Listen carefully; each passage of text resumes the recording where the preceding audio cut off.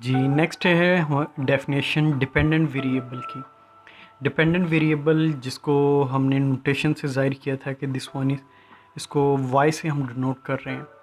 ये वेरिएबल है जिसके अंदर हम वेरिएशन हम चेक करते हैं कि ये इसमें चेंज किस तरह आ रहा है। हमारी इसके लिए एग्जांपल जीपीए यूज़ कर रहे हैं हम कि जीपीए के अंदर जो चेंज आ रहा है वो किस तरह आ रहा है, या प्लांट्स की हाइट है उसमें इंक्रीज़ डिक्रीज़ हो रहा है तो उसकी वजूहात क्या हैं।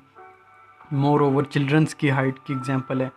इसके अलावा प्राइस में जो चेंज आ रहा है वो किस तरह आ रहा है। These are all dependent variables के इनमें चेंज कैसे आ रहा है, और ये चेंज चेक करेगी रिग्रेशन, और रिग्रेशन हमें एक प्रोवाइड करेगी एक इक्वेशन।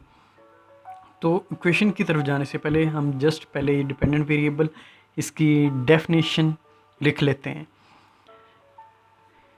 ए वेरिएबल, इसकी डेफिनेशन आप साथ साथ भी लिख लें। ए वेरिएबल, जो मैंने आपको उर्दू में बताया है ये सारा कुछ डेफिनेशन था, इसको जस्ट मैं इंग्लिश में ट्रांसलेट करके लिखने लगा हूँ। A variable whose variation whose variation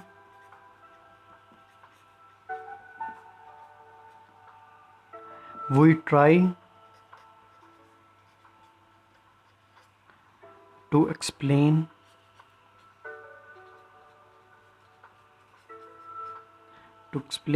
is a dependent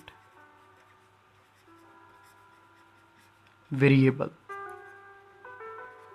एक ऐसा वेरिएबल जिसके अंदर हम जो वेरिएशन आ रही है उसको एक्सप्लेन करने की कोशिश कर रहे हैं उसको हम डिपेंडेंट वेरिएबल कहते हैं। फॉर एग्जांपल में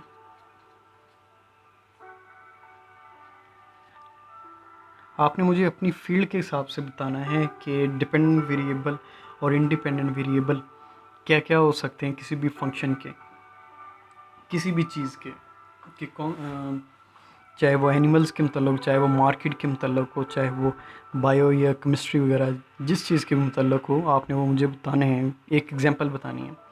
यहाँ पर फॉर एग्जांपल मैं कहता हूँ ये एक जीपीए, ये एक डिपेंडेंट वेरिएबल है या एक प्राइस है एट्सेट्रा। आप यहाँ पर डिफरेंट वेरिएबल्स लिख सकते हैं। सेकंड है independent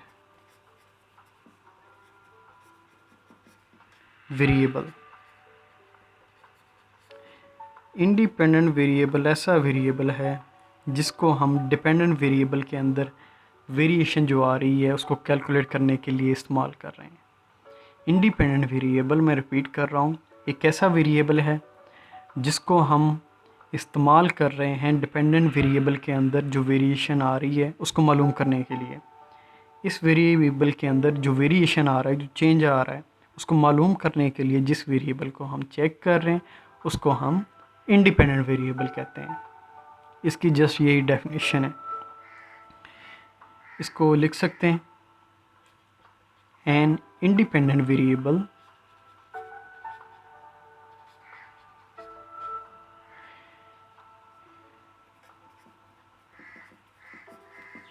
which is used to explain the variation in dependent variable is called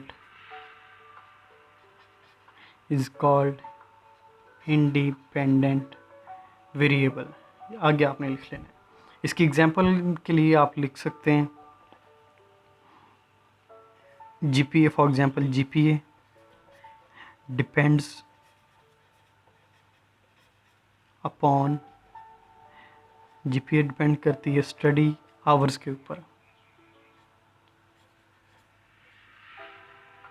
study hours. More over आप लिख सकते हैं कि प्राइस डिपेंड्स ऑन डिमांड्स, या प्लांट्स की हाइट जो डिपेंड कर रही है सनलाइट के ऊपर या वाटर के ऊपर, पानी के ऊपर, नमकियात के ऊपर, फर्टिलाइज़र के ऊपर। डिफरेंट वेरिएबल्स हैं, डिफरेंट चीज़ें। अब रिग्रेशन इक्वेशन,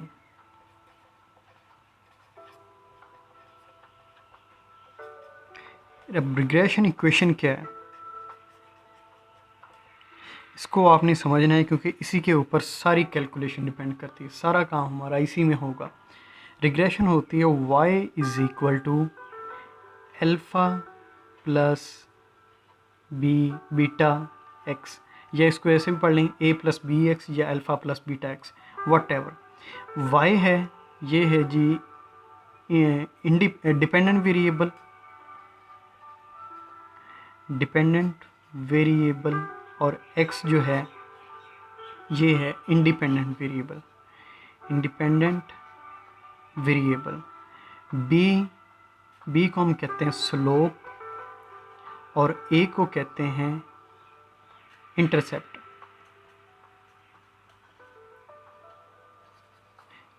ये बड़ी समझने की चीज़ें हैं कि ये हैं क्या। बज़ाहिर ये देखने को चार चीज़ें हैं, y a b x, ये इंपॉर्टेंट है लेकिन समझने के लिए जो जिसको इस चीज़ की समझ आ गई उसके लिए ये चैप्टर बाएं हाथ का काम है। दैट इज़ सो ईज़ी, सिर्फ इसके बेसिक कंसेप्ट और ये चीज़ें समझने की ज़रूरत है।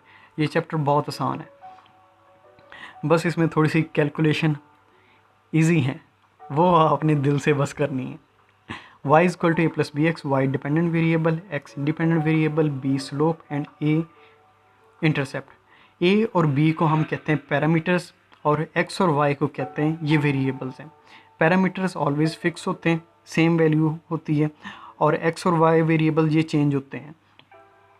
अब हमने करना क्या है, हमारे पास जो आएगी हमारे पास जो डाटा आएगा GPA का और स्टडी आवर्स का, उसके ऊपर हमने कुछ फार्मूलाज अप्लाई करने हैं। फार्मूलाज में से हमने a और b की वैल्यू निकालनी है और उसको यहाँ पे लिखना है। ये जस्ट हमारा एक फ़िलहाल काम है, और उसके बाद आपको मैं इन चीज़ों की इंटरप्रिटेशन बताऊँगा। y ये आपको डाटा से वैल्यूज़ मिल जाएंगी, x भी डाटा से मिल जाएंगी। अल्फ़ा के लिए फार्मूला है alpha is equal to y bar minus b x bar. Y bar यहाँ पे इक्वल है समेशन y ओवर n, यानी कि y की सारी वैल्यूज़ को सम करना और n पे डिवाइड करना, इस तरह आपको y की वैल्यू y बार मिल जाएगा।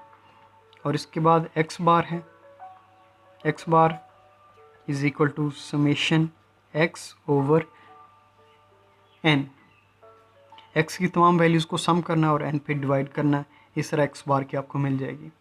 b की वैल्यूज़ हैं, b को कैलकुलेट करने के लिए एक फार्मूला है, एक छोटा सा formula n summation x y minus summation x summation y divided bye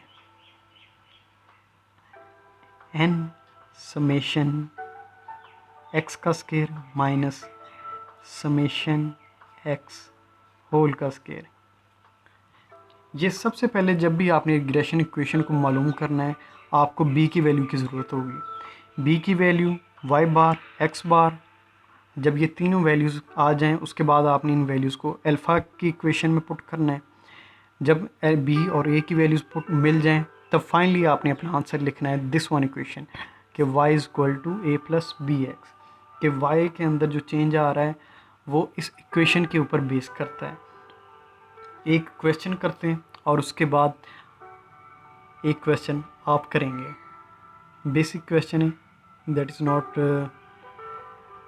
simple data है।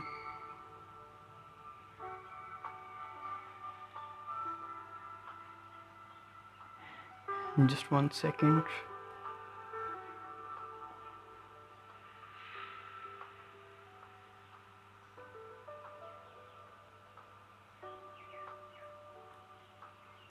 ओके, मेरे पास ये एक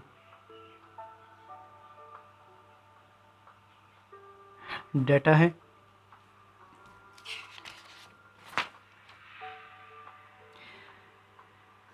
x की वैल्यूज़ हैं, ये एक जनरल डाटा है किसी चीज़ का। x के अंदर वैल्यूज़ हैं 5,